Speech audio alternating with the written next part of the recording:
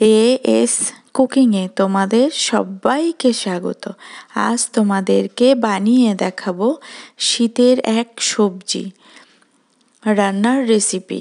দেখো, এই রান্নাটা দিয়ে গরম গরম ভাত, রুটি, লুচি সব কিছু দিয়ে বেশ সুন্দর লাগে। তার জন্য কেটে নিয়েছি 2টো ওলকপি আর 2টো আলু মোটা করে, একটু ভাপ দিয়ে ফেলে দিয়েছি জলে লবণ দিয়ে। এবার কড়াইতে পরিমাণ মতো সর্ষের তেল দিয়ে গোটা জিরে ফোড়ন দিয়ে 1 চা চামচ আদা করে দিলাম।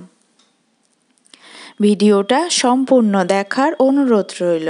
আদাটা একটু সামান্য ভাজা ভাজা হবে, সেই আলু আর ওলকপি দিয়ে দিলাম। দিয়ে একসঙ্গে আদাটা এই আলু আর ওলকপির সাথে ভেজে নেব পরিমাণ মতো লবণ আর হলুদ দিয়ে।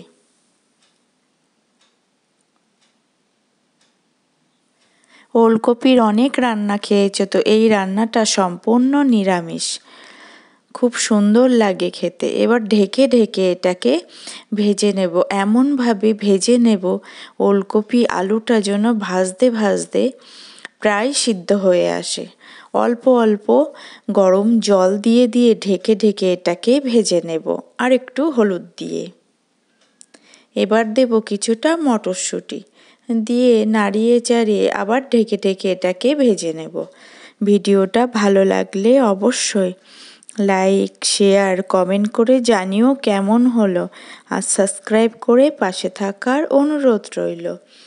এইবার ভেজে নিয়েছি, অল্প সিদ্ধ হয়ে এসছে। এবার দেব 4 ভাগের 1 ভাগ চা চামচের জিরের গুঁড়ো, আর দেব 4 ভাগের 1 ভাগ কাশ্মীরি লাল লঙ্কার গুঁড়ো দিয়ে সেই জল দিয়ে আবার একটু ঢেকে ঢেকে নেব।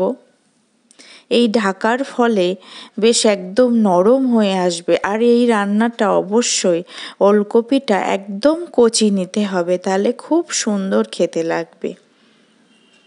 এবার আলুটা পুরো সিদ্ধ হয়ে গেছে, ওলকপিটা। এবার পরিমাণ মতো গরম জল দেব। গরম জল দিয়ে এটাকে ঢেকে আমি 10 মিনিট পুরো রান্না করে নেব।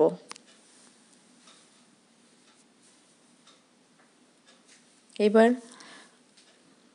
ঢাকনা খুলে আবার একটু নাড়িয়ে চাড়িয়ে নেব।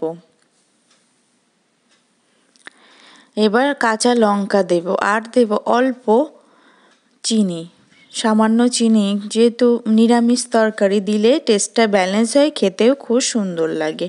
এবার লবণ ঝাল চেখে দেব গরম মশলার গুঁড়ো 3 ভাগের 1 ভাগ। খুব সাধারণ রান্না, খুব সিম্পল ঘরোয়া মশলা দিয়েই এটা বানিয়ে নেওয়া যায়। এবার দেব 1 মুঠো ধনিয়া পাতা কুচি, সাথে আছে ডাঁটাও ফেলি না।